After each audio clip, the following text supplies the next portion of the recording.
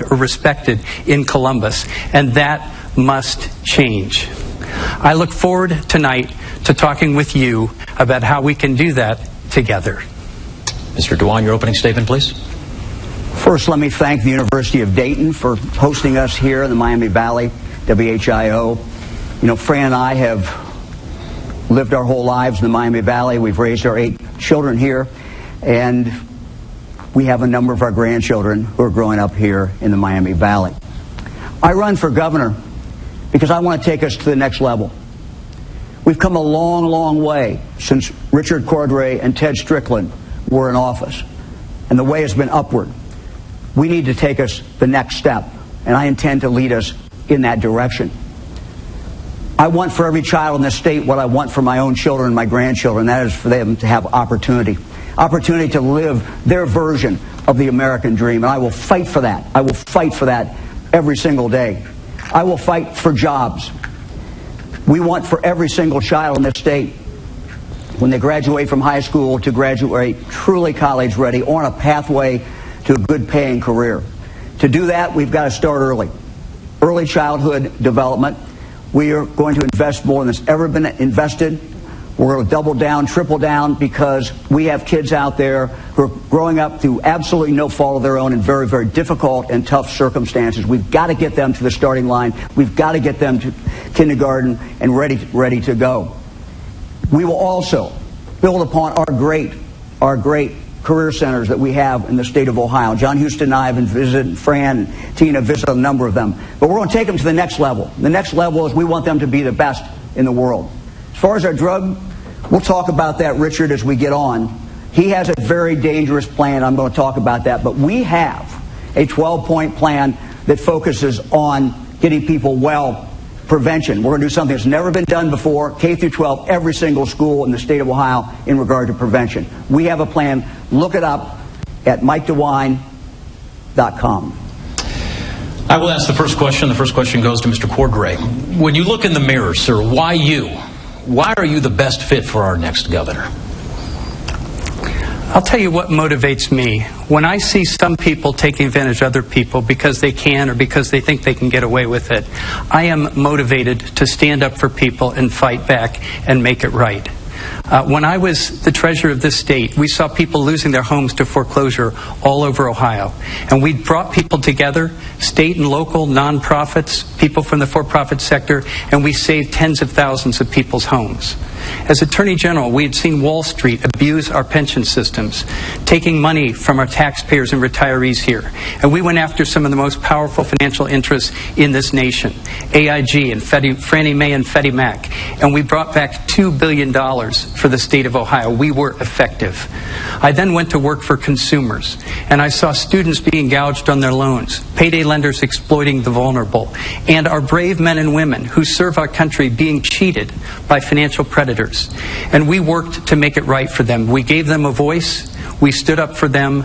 We got their money back. Ultimately, we got $12 billion back for 30 million Americans, put that money back in their pockets when they thought nobody was willing to stand up and fight for them and nobody was listening. That's the work I have done, and that's the work I'll do as governor. I will stand up and fight for Ohio. I will fight for you. I will make sure we get money back in your pockets and we have a brighter future for this state. Mr. DeWine? I think the easiest way to understand the difference between Richard Cordray and Mike DeWine is our view of the opioid problem. He is advocating, I want you to listen to this, he is advocating in the state of Ohio something that is totally outrageous, and that is that someone could have enough fentanyl to kill 10,000 people, and yet under his proposed constitutional amendment that he has embraced and is pushing, that person would receive no jail time, could not be sentenced to any jail time. If every other state it's a felony, and every other state takes it seriously that surrounds us, and we're the only state that is a misdemeanor with no penalty at all, where do you think the drug dealers are going to come? The Supreme Court Justice, the state of Ohio, Marina Connor, has taken a very hard stand against this. She is not involved in this campaign. She is well respected. Read what she has said about that. And about treatment, what Richard Cordray would do would destroy treatment. He would destroy treatment as far as our drug courts are concerned. Our drug courts are a great way to get anybody who is an addict into treatment. But if you take away any penalty for that possession, there's nothing holding over that person's head. And a number of people who have completed drug court, who are moving forward, will tell you the same thing. Mr. Cordray, you have 30 seconds for your rebuttal. People who've heard you say that know it's not true, Mike, and it's very misleading. I cracked down on drug traffickers when I was Attorney General. We used the Organized Crime Commission to put them away and break drug rings in the state of Ohio. We will do it again when I'm governor. But you have been in charge of this opioid crisis for the last 8 years. And the fact that we would listen to you now on drug policy would be like asking for navigation advice from the captain of the Titanic. The next question first goes to Mr. DeWine. A nationally broadcast program recently portrayed Dayton as a city left behind, and it left behind by the national recovery. Do you believe state government should do more to help urban centers rebuild? The answer is yes. I started my career as a county prosecuting attorney in neighboring Greene County.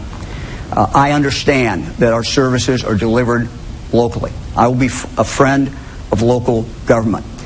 We have looked at the future of the different communities around the state of Ohio.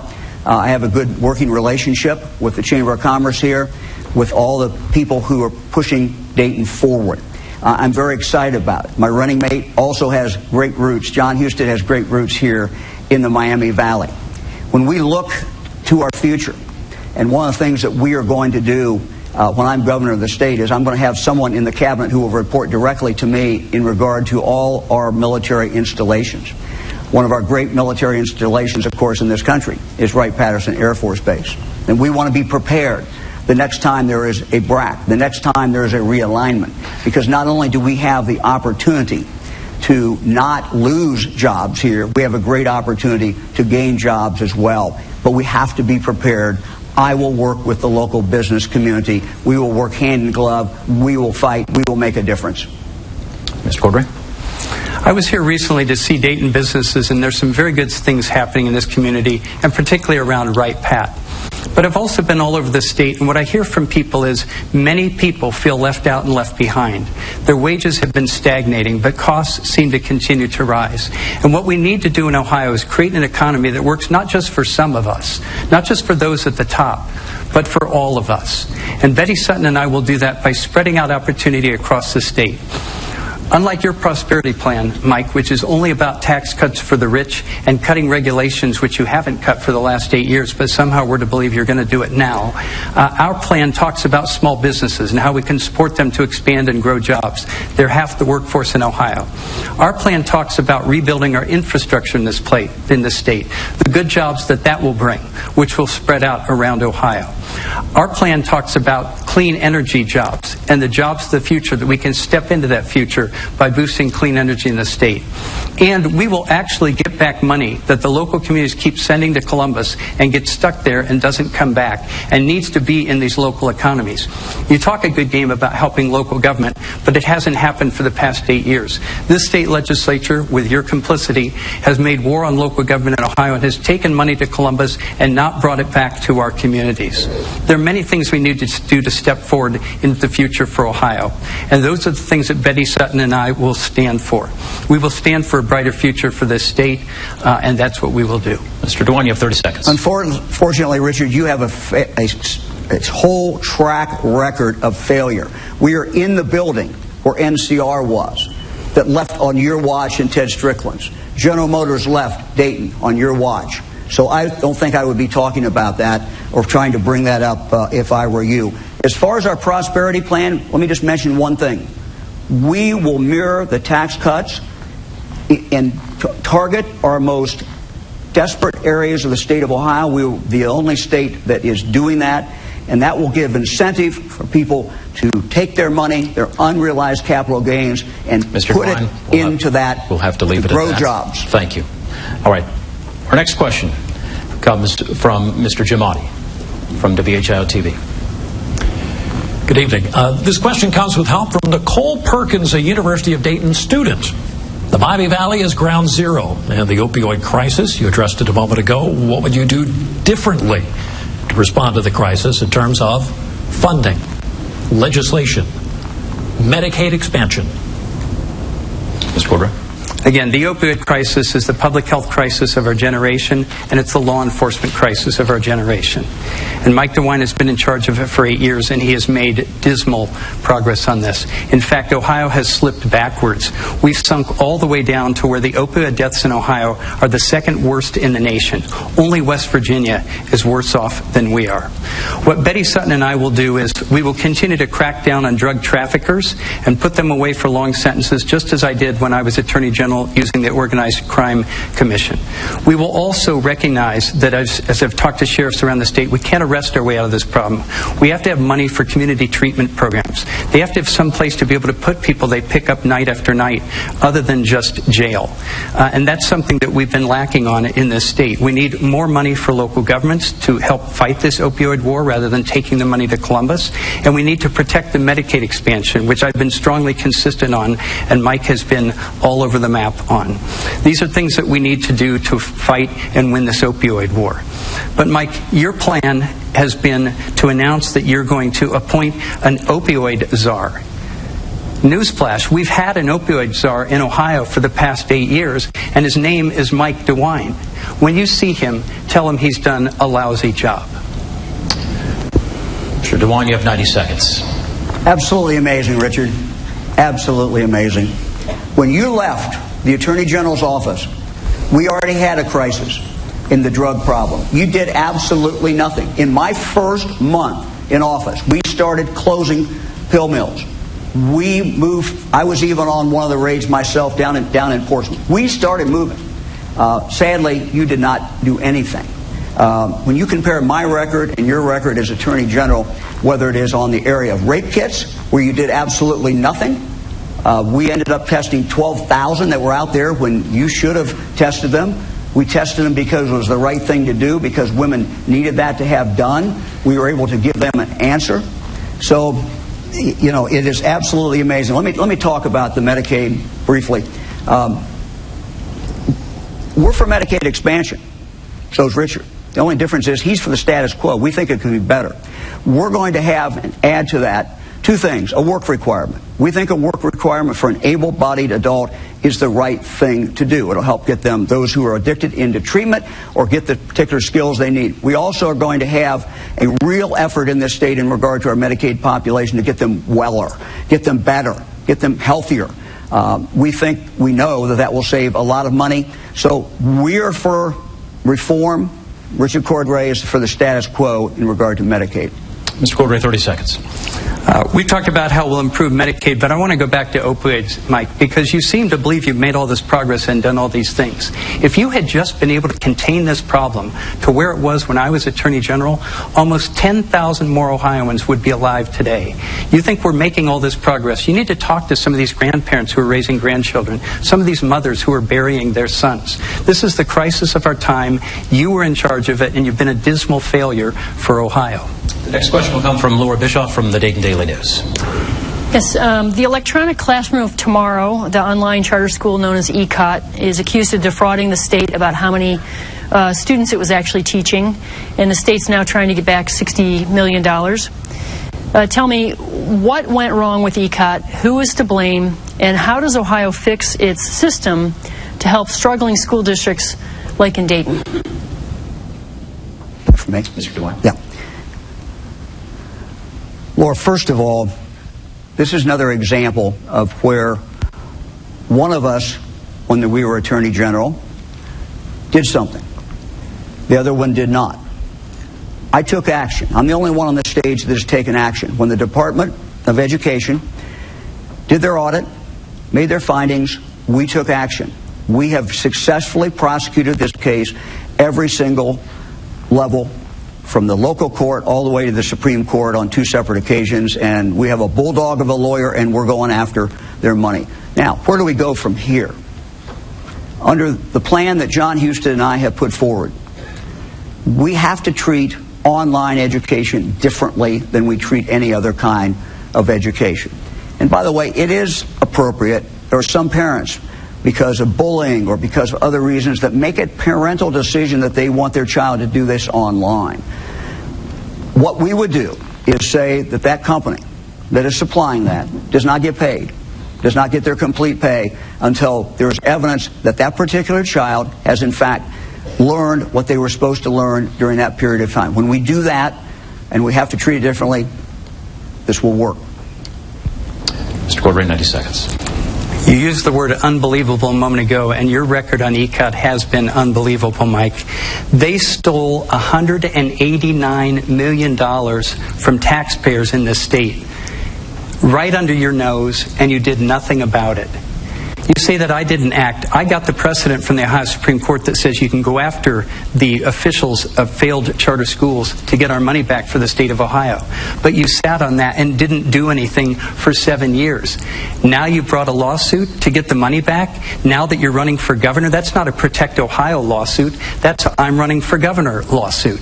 And the action that you've taken is that you locked the barn door after the horse is gone. $189 million of our money. You let that happen. They had a 39% graduation rate and failed our children. You let that happen.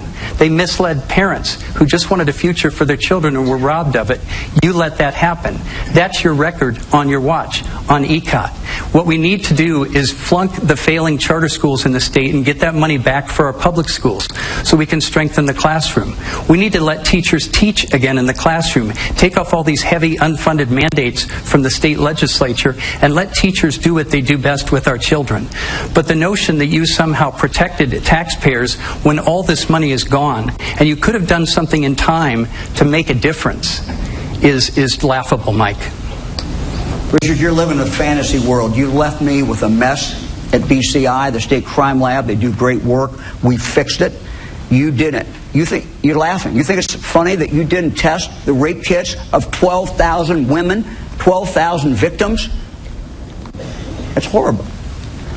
The audit that Mary Taylor did occurred that said there was a problem with ECOT and there was a conflict occurred under your watch, and you did absolutely nothing. Next question comes from Christopher Devine from the University of Dayton. Good evening and welcome to the University of Dayton.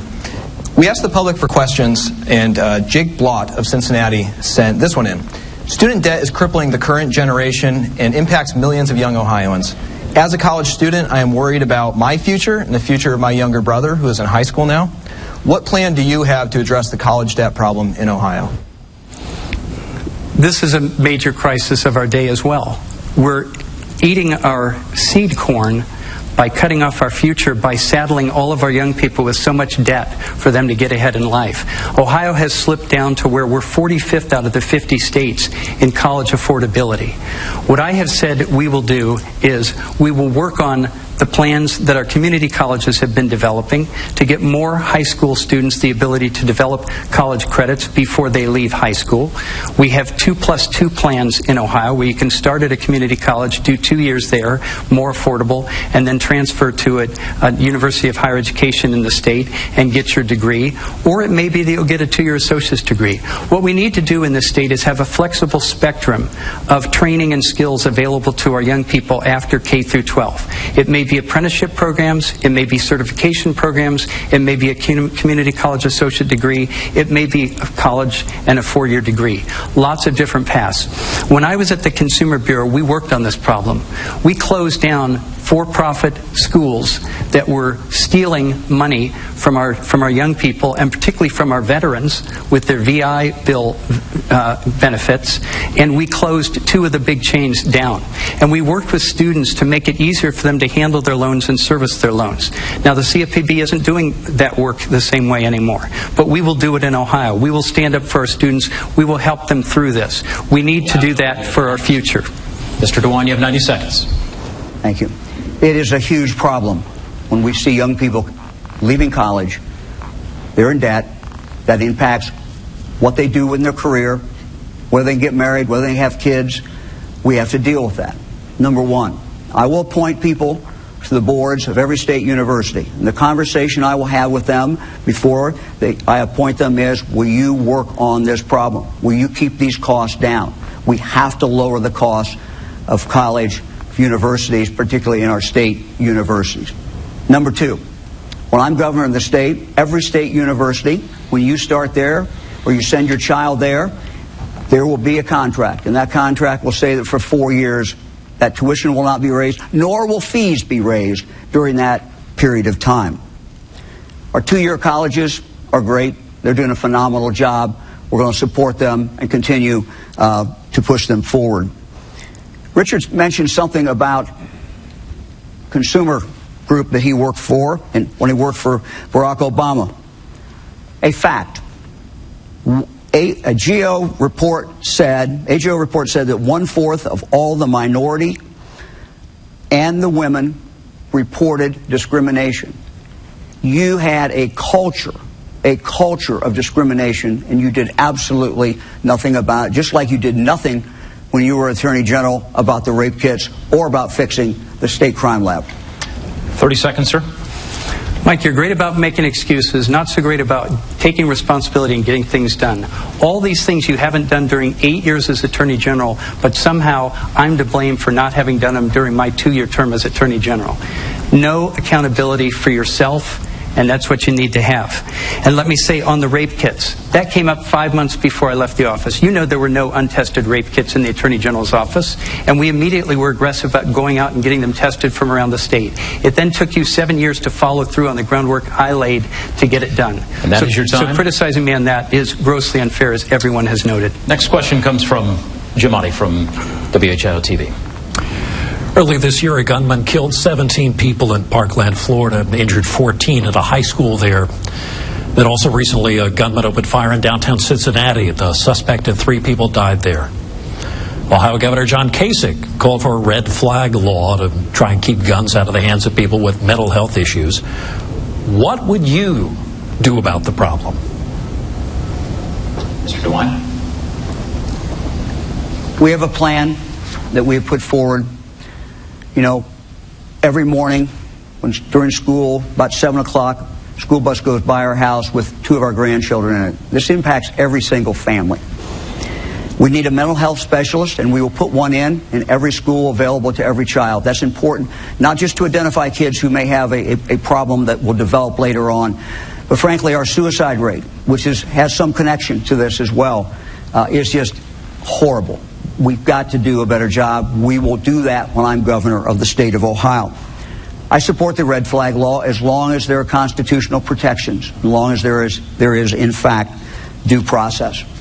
Third, in our Fusion Center in Columbus, we will do for every school what schools are now starting to have to do, and that is go up on social media and see what might be a threat to that school. Many schools do not have the capacity to do it, the ability to do it. We will do that through our Fusion Center and give that information back locally. And fourth, we will continue our work to make our criminal records accurate and correct.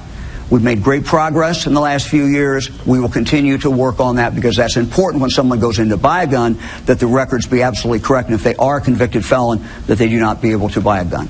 Mr. Cordray. So your major reform is you're going to clean up the problem with the criminal records that your office has created over the last 8 years.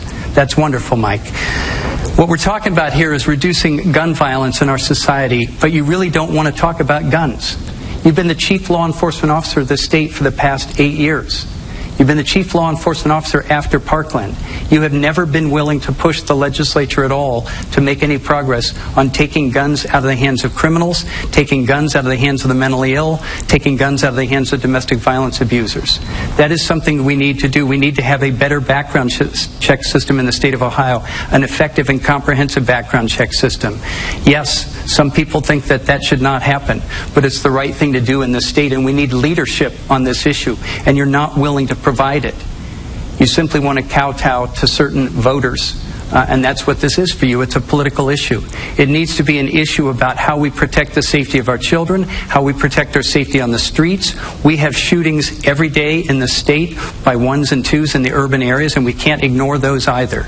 We need to clean up the violence, and I will work with local law enforcement to do that. Local law enforcement knows us well. They've worked with both of us, Mike. The Fraternal Order of Police and the Patrolmen's Benevolent Association, the 2 largest law enforcement groups in the state, have recognized and have endorsed Rich Cordray over Mike DeWine for governor, because they know I'm tougher on crime and I'll be more effective on crime. Mr. DeWine, you have 30 seconds. You have just listened to absolutely no answer. I have a 4-point plan He has nothing. He has flip-flopped so many times on the Second Amendment that it's just absolutely shocking. Let me just say, when he left the office, BCI, State Crime Lab, that helps our local police, if there was a rape that occurred anywhere in the state of Ohio and that evidence was taken to his crime lab, it would have sat there. You're smiling. You think that's funny? 125 days. Seems to be the only 125 days, Richard. We cleaned it up. There is an average wait of Mr. DeWine? 3 weeks, and we turn the case around 24 hours. Thank you. All right, this next question, Mr. Cordray will answer it first, and it comes from Laura Bischoff. Yes, the opening on the U.S. Supreme Court will likely be filled by a conservative. This could lead to decisions that could allow states to further restrict or even outlaw abortion. In recent years, half of Ohio's clinics have closed, and soon maybe the only clinic left in the Dayton area may face closure. As governor, what steps would you take to restrict or expand women's access to abortion?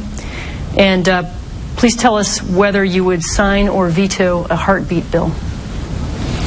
I'm going to take the first part of your question first. Judge Kavanaugh, right now, the allegations against him are serious. Sexual assault is a crime. This needs to be fully investigated. And that Professor Ford has the courage to come forward is something that we should commend, and she should not have to be attacked for doing so. Women should not have to be attacked for coming forward to tell their stories. There's broader issues here of equality of men and women in our society, and they go to things like rooting out sexual harassment in the workplace. That matters. That needs to be done. It matters that we have equal pay for equal work. And it matters, to your question, Laura, that a woman's right to choose, a woman's right to make her own personal health decisions should be protected in Ohio. I am for a woman's right to choose. Mike DeWine is against it. That's the difference between us. I will veto a heartbeat bill. He has said he will sign it. That's a fundamental difference between us. But let me also say, my running mate Betty Sutton has been a leader and a courageous voice on these issues for years. I admire her for that. And she's a full partner with me in the campaign and will be a full partner with me in the State House come January 2019.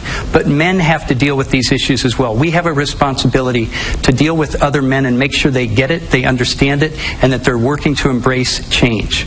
And finally, I'll just say this. My wife and I have twins. They're a boy and a girl. Every single day, we've expected that our daughter should have the very same opportunities as our son, the very same. And nothing should hold our daughters back. Thank you, sir. Mr. DeWine. I am pro-life. I believe that government exists to protect the most vulnerable people.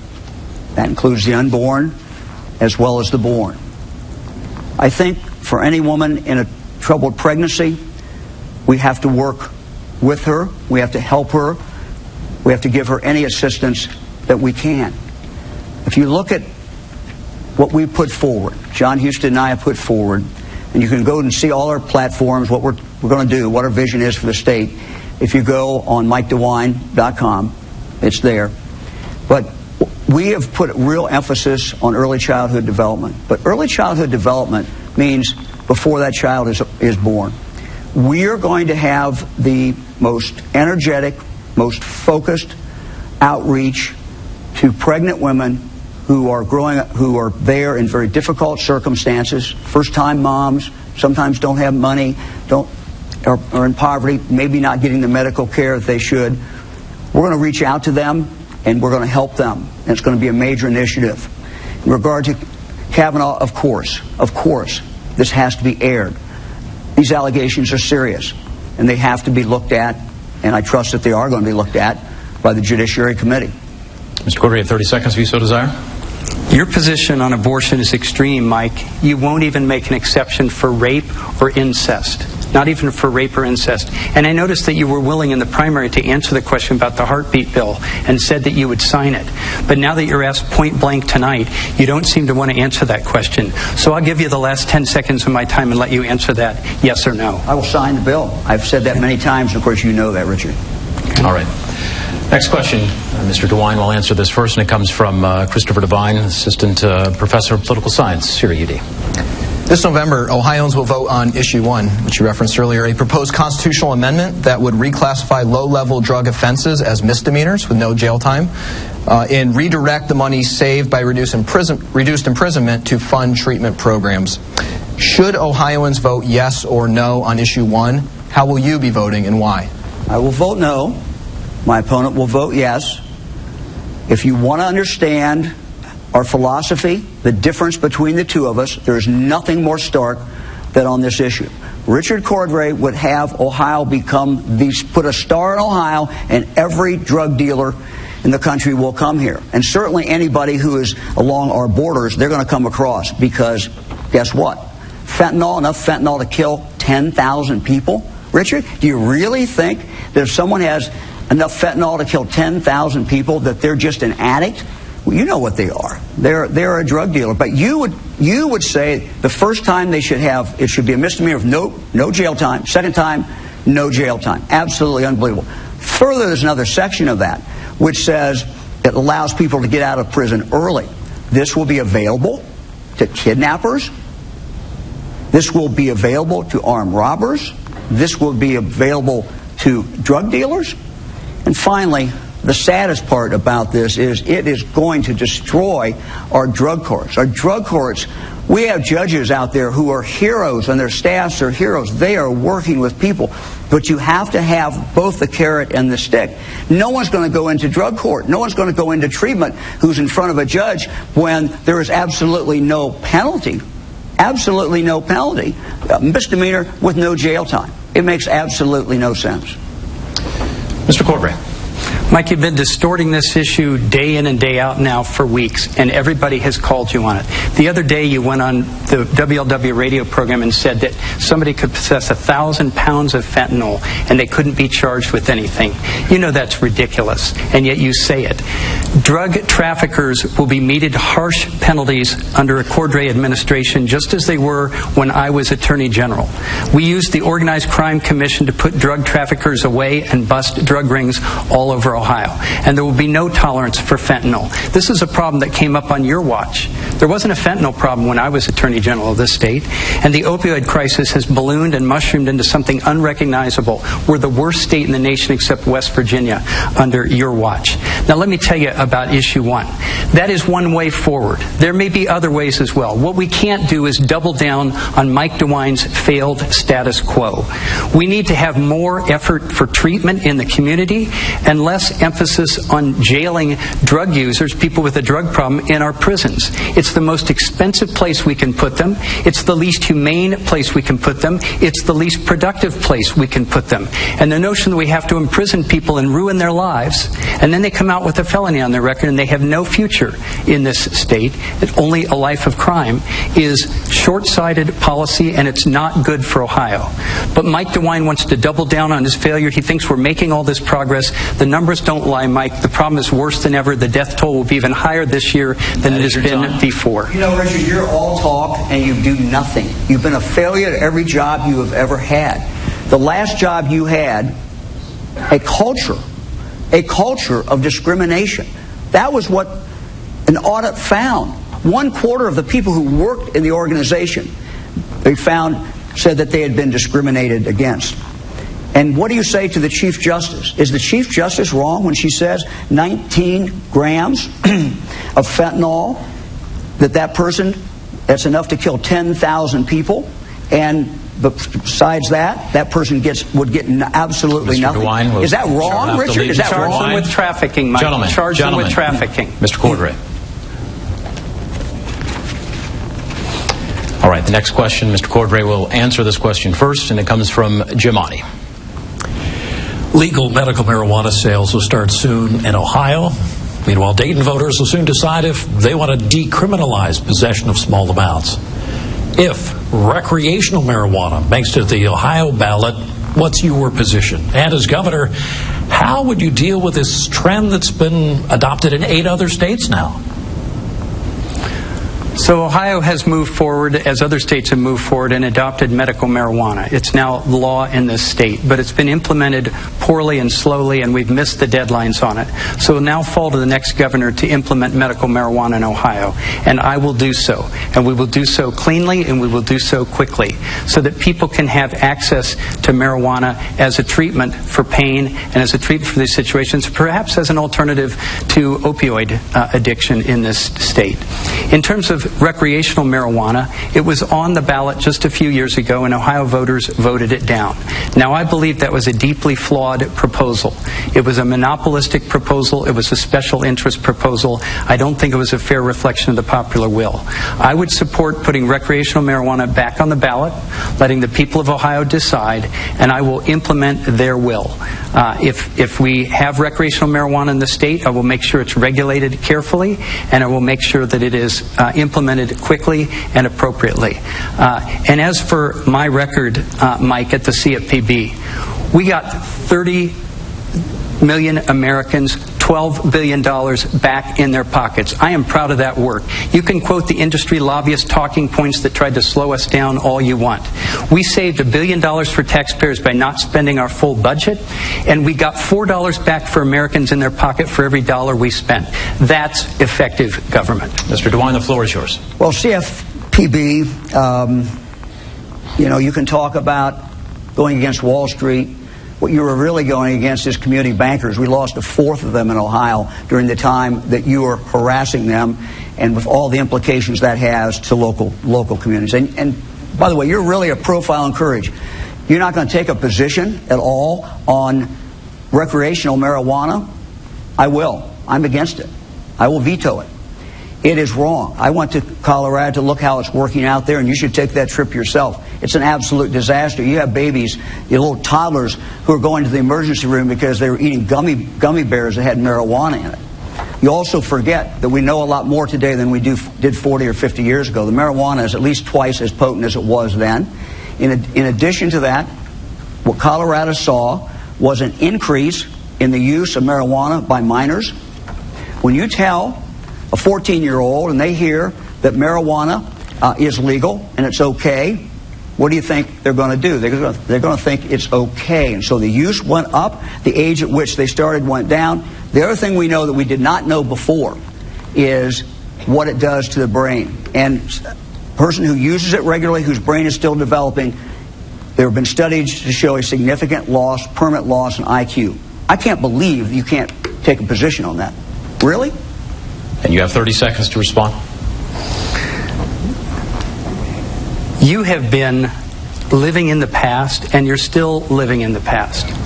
Marijuana has been legalized in numerous states now, and they're working through these issues. I have said it should be on the ballot because I respect the voters of the state who voted it down.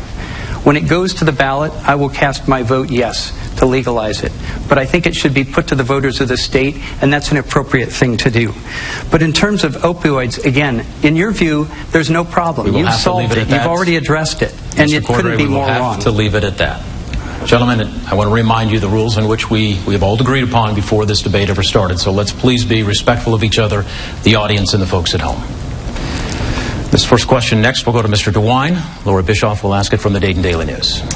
Yes, Wright-Patterson Air Force Base here is Ohio's largest single-site employer with almost 27,000 on-base jobs. When is the last time you toured the base, and could you give some specifics on how you would protect it in the event that there were another base realignment and closure process? Yeah, I think it was about 6 months ago, Laura, that I toured the base. I'd have to check on the exact time. The way we protect the base, and by the way, this really is the brains of the Air Force, as we used to say. So many diverse things, so many great things going on here, so great spin-offs, the economic development to the Miami Valley. It's a jewel. And this is a governor who's going to treat it that way, as we're going to treat all our military bases in Ohio, as we're going to treat NASA Glenn in Cleveland, that I worked on very much when I was in the United States Congress. I think the way we do that is not wait until we get the BRAC coming up. We work on this every single day. And we work with the Dayton community. We work with the business community. We work with the people here who are close. We work work with the people on the base, and I will have someone reporting directly to me who is focused on Wright-Patterson Air Force Base. Mr. Cordray? Wright-Patterson Air Force Base is a key part of our national defense, and it's also an economic driver for this community. When I was treasurer of the state, we were on that base numerous times with programs for the military personnel there, especially around financial education. By the way, when I was at the Consumer Bureau serving our country, that service that you deride so critically, Mike, one of the most important things we did was to stand up for the servicemen and women and the veterans of this country who were being cheated by financial predators. And one of the things we did was get $200 million back for our servicemen and women who should be able to focus on protecting our country and not have to worry about somebody scamming them or fleecing them, which happens all the time because of their guaranteed paycheck from the U.S. government. The other thing that we did was we put in place a regulation that said that you could not lend to military service members above extortionate rates. So it's financial protection for military service members. And Donald Trump's administration is trying to roll that regulation back right now. I have said that when Donald Trump does good things for the state of Ohio, I will work with him. But when he does things that hurt Ohioans, I will fight like hell against him. And I don't think you can say the same, Mike. On this issue of the military lending regulation that we put in place and the Trump administration is trying to roll back, I'd like you to say 4 little words. Donald Trump is wrong. I'd like to hear you say that. You have 30 seconds, Mr. DeWine.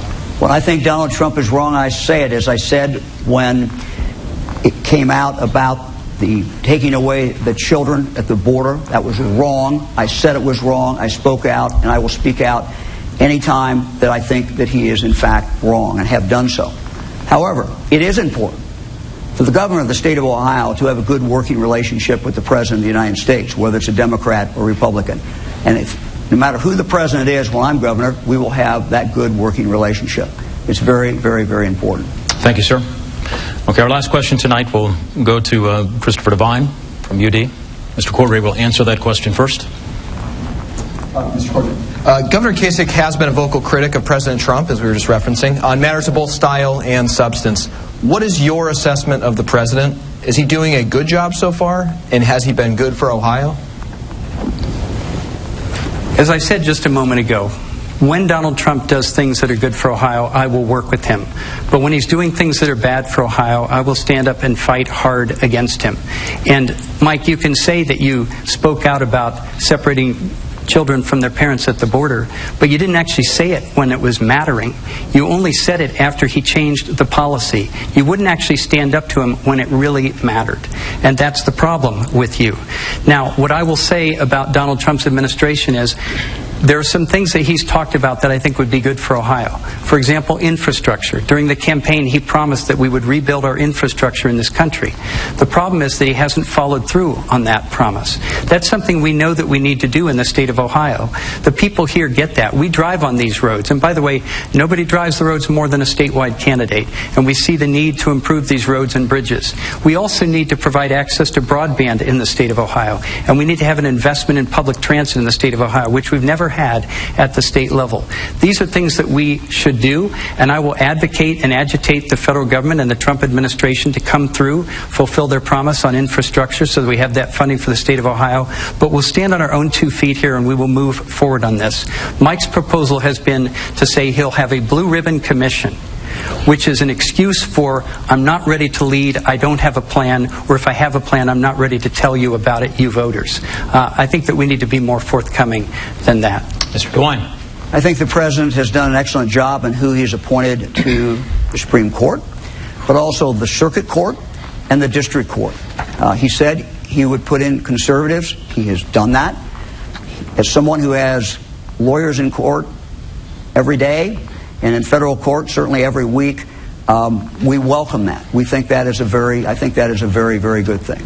He has also rolled back some regulations that, frankly, needed to be rolled back. Where we had filed lawsuits, we were able to withdraw those lawsuits and move back because the President rolled back some of those regulations.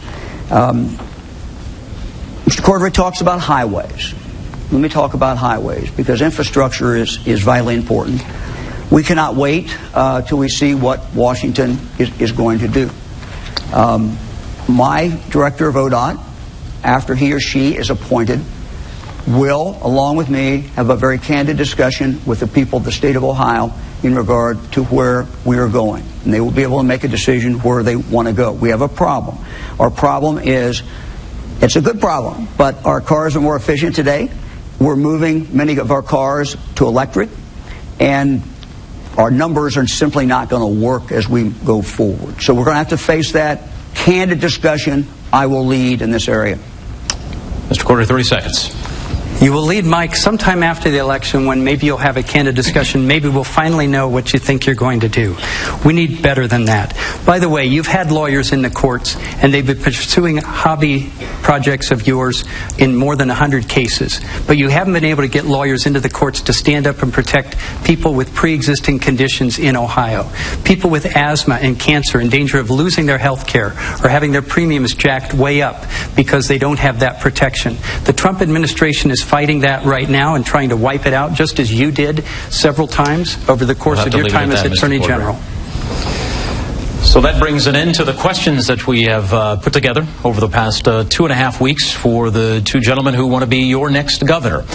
You know, when we in the media put these sorts of questions together and this sort of program together in front of a live audience, you know, there are a lot of variables that go into this. I think we've had a pretty frank discussion. These two gentlemen here have drawn the line and have explained to us how different they are from one another, very critical of each other and how they have seen the other do their jobs over the past 8, 10, 12 years. So this is the first of 3 debates across the state of Ohio, and interesting debate as they move into the second debate. And there will be a lot of talk in the coming days as to what was said tonight, the spin that some people will take from tonight and move forward into the coming days and the coming weeks. So we want to thank everyone who has taken part of this tonight. And looking at my notes here, I will have a lot to talk about with my colleagues as we move forward over the next hours and days. As we now move into our closing portion of this, the candidates are going to share their thoughts with us tonight, and because of the coin toss, Mr. Cordray, you get to go first. Thank you to our host, the University of Dayton, to everyone here and everyone who's watching. Mike DeWine has been climbing the political ladder for 42 years. He has staked out his positions, and they're not going to change. In Washington and Columbus, he sided with the special interests and corporate interests that were the people who funded his campaigns. And when Wall Street ripped off taxpayers in this state or squeezed our pension systems, he enabled them and empowered them and rewarded them with tax cuts. When ECOT stole $189 million from you and me, he looked the other way, took their campaign contributions, and did nothing. He has been a complete failure on the opioid crisis. We need to have something different. He now has all these plans that are supposedly going to be a change, but we know better. After 42 years, it's time for a real change. Betty Sutton and I will bring that change to the state of Ohio. We will protect your health care. We will stand up and support our small businesses. We will step into our future with clean energy. We will invest in everyone who's willing to work hard in the state of Ohio, all over this state. And we will rebuild our infrastructure to build the future of this state. I have stood up against powerful interests who thought that they could take advantage of people and get away with it. As Ohio's Attorney General and as America's consumer watchdog, I didn't let them get away with it. I will stand up as your governor and fight for you, and I will stand up and fight for Ohio, because you deserve that. Mr. DeWine, you have 90 seconds. First of all, Richard fully understands that I've always been for coverage of people pre-existing illnesses. That is the truth. He doesn't seem to want to admit that. Richard acts like he's never run for office before. And he acts like he has not been in office. Look, let's face it, both of us have been in office a lot. We've held a lot of different offices. The difference is that in my case, I've gotten things done. I'm a problem solver. I fix problems. You can go through the list. The place where you can make a direct comparison is Attorney General. We both have served as Attorney General. The State Crime Lab, great people, wonderful work they do. But again, it would have been 125 days, and it was 125 days if a rape occurred in your community, and that unknown DNA was taken to the state crime lab and it was asked to be tested, Richard Cordray's state crime lab would not have tested that for 125 days. We fixed that. The rape kits, Richard, you didn't test a one that I'm aware of. All the old rape kits that were sitting in police departments all over the state of Ohio, we have tested every one, and we've got a match or hit on 36%. Finally, my commitment to you, I will fight every single day for you. I will fight to make sure that our children, that we're going to leave this state to eventually, our children have a stronger, a better Ohio, and that Ohio is looked upon as the place of opportunity. Ohio will be looked at as a state of opportunity. Thank you very much. We will have to leave it at that. Thank you.